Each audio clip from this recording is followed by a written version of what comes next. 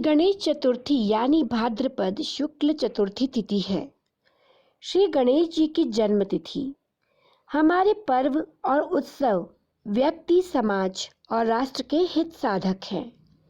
साधारणतः हम सभी जानते हैं कि गणेशोत्सव महाराष्ट्र में प्रमुखता से मनाया जाता है, जैसे दुर्गा पूजा पश्चिम बंगाल और छठ पूजा बिहार में मनाई जाती है।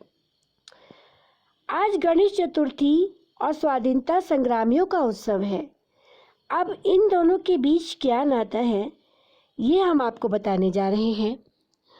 1890 के दशक में स्वतंत्रता आंदोलन के दौरान तिलक अक्सर चौपाटी पर समुद्र के किनारे जाकर बैठते थे और सोचते थे कि कैसे लोगों को एकजुट किया जाए। जातियों के बीच भेदभाव की दीवारें इतनी ऊंची थी कि भारतीय एक नहीं हो पा रहे थे। ऊपर से चालाक अंग्रेजों ने किसी भी तरह के राजनीतिक या सामाजिक जमावड़े पर रोक लगा रखी थी। वे ये नहीं चाहते थे कि किसी भी तरह भारतीयों में राष्ट्रवाद की भावना पनपे। लेकिन जब तक हर तबके के लोग एक नहीं होते, आज़ादी मिलेगी कैसे? यह सवाल तिलक को भीतर ही भीतर खाए जा रहा था। उनकी इसी बेचैनी का नतीजा था गणेश उत्सव। जी हाँ, उनके दिमाग में एक आइडिया आया, क्यों न गणेशोत्सव को घरों से निकालकर सार्वजनिक स्थल पर मनाया जाए, ताकि इसमें हर जाति के लोग सम्मिलित हो सके। पेशवाओं ने गणेशोत्सव का त्योहार मनाने की परंपरा शुरू की और सार्वजनिक गणेशोत्सव शुरू करने का श्रेय तिलक को ही जाता है। तिलक ने जनमानस में सांस्कृतिक चेतना जगाने और लोगों को एकजुट करने के लिए ही सार्वजनिक गणेशोत्सव की शुरुआत की।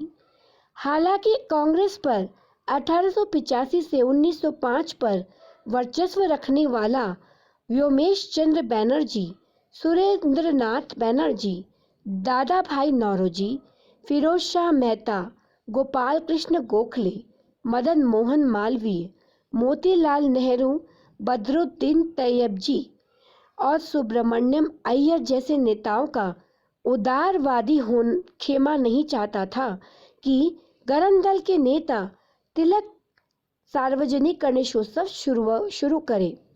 दरअसल उदारवादी धड़ा इसलिए भी सार्वजनिक गणेशोत्सव का विरोध कर रहा था क्योंकि 1893 में मुंबई और पुणे में दंगे हुए थे। लिहाजा किसी भी दूसरे कांग्रेसी ने तिलक का साथ नहीं दिया। लेकिन तिलक ने चिंता नहीं की। वह मानते थे कि लक्ष्य पाने के लिए जीवन के सिद्धांतों से कोई समझौता नहीं करना चाहिए। 20वीं सदी में तो सार्वजनिक गणेशोत्सव बहुत ज़्यादा लोकप्रिय हो गया। वीर सावरकर और कवि गोविंद ने नासिक में गणेशोत्सव मनाने के लिए मित्र मेला संस्था बनाई थी। इसका काम था देशभक्तिपूर्ण मराठी लोकगीत पोवाड़े आकर्षक ढंग से बोलकर सुनाना।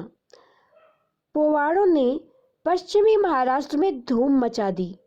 इस तरह नागपुर, वर्धा, अमरावती आदि शहरों में भी गणेशोत्सव ने आज़ादी का आंदोलन छेड़ दिया था। बताया जाता है कि सार्वजनिक गणेशोत्सव से अंग्रेज घबरा गए थे।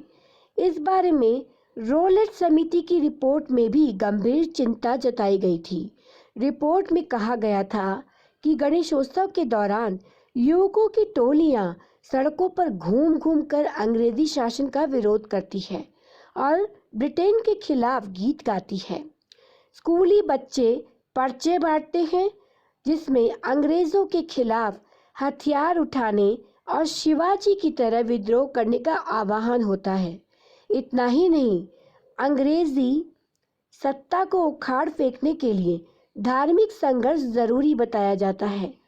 सार्वजनिक गणेशोत्सव में भाषण देने वाले में प्रमुख राष्ट्रीय नेता तिलक, सावरकर, नेताजी सुभाष चंद्र बोस, रैंगलर परांजपे, मौलिक चंद्र शर्मा, दादा साहेब खापर्डे, और सरोजिनी नायडू होते थे। तिलक स्वराज के लिए संघर्ष कर रहे थे। तिलक के सार्वजनिक गणेशोत्सव से दो फायदे हुए। एक तो यह अपने विचारों को जन जन तक पहुंचा पाए और दूसरा ये कि इस उत्सव ने जनता को स्वराज के लिए संघर्ष करने की प्रेरणा दी और उन्हें जोश से भर दिया। दरअसल सन 1857 की क्रांति के बाद स्वाधीनता आंदोलन में तिलक का प्रमुख भूमिका में होना सबसे महत्वपूर्ण रहा। कई लोग कहते हैं कि तिलक ना होते तो आज़ादी पाने में कई दशक और लगते। ये भी सत्य है कि कांग्रेस के भीतर तिलक की घोर अवहेलना हुई। वह मोतीलाल नेहरू जैसे समकालीन नेताओं की तरह ब्रिटिश राज से समझौते की मुद्रा में नहीं रहे। तिलक के नेतृत्व में जनमानस में पनपते असंतोष को फूटने में रोकने के लिए 1885 में वायसराय लॉर्ड डफरिन की सलाह पर एनेल ऑक्टेवियन ह्यूम ने 28 दिसंबर 1885 को भारतीय राष्ट्रीय कांग्रेस की स्थापना की थी। लिहाजा अपने जन्म से ही कांग्रेस ने तिलक को दरकिनार करने की पूरी कोशिश की। अंग्रेजों को एहसास था कि अगर तिलक का सामाजिक चेतना का प्रयास मजबूत हुआ तो उनकी विदाई का समय और जल्दी आ जाएगा। इसलिए शातिराना अंदाज में अंग्रेजों ने स्वतंत्रता आंदोलन पर नियंत्रण करने के लिए कांग्रेस की स्थापना की। गणेशोत्सव को सार्वजनिक रूप देते समय तिलक ने उसे केवल धार्मिक कर्मकांड तक ही सीमित नहीं रखा, बल्कि आज़ादी की लड़ाई, छुआछूत दूर करने और समाज को संगठित करने और आम आदमी का ज्ञानवर्धन करने का उसे जरिया बनाया और उसे एक आंदोलन का स्वरूप दिया। अंत में इस आंदोलन ने ब्रिटिश साम्राज्य की नींव हिलाने में महत्वपूर्ण योगदान दिया। मुख्यतः अमर उजाला में हरगोविंद विश्वकर्मा जी के आलेख भी संकलित है, उनमें भी ये बात कही गई है। तो हमारे चैनल की ओर से हमने आपको ये जानकारी दी है और इस आलेख को विकास विप्लव जी ने लिखा है और हमारे सभी व्यूवर्स को हमारे चैनल की ओर से गणेश चतुर्थी की हार्दिक बधाई और शुभकामनाएं।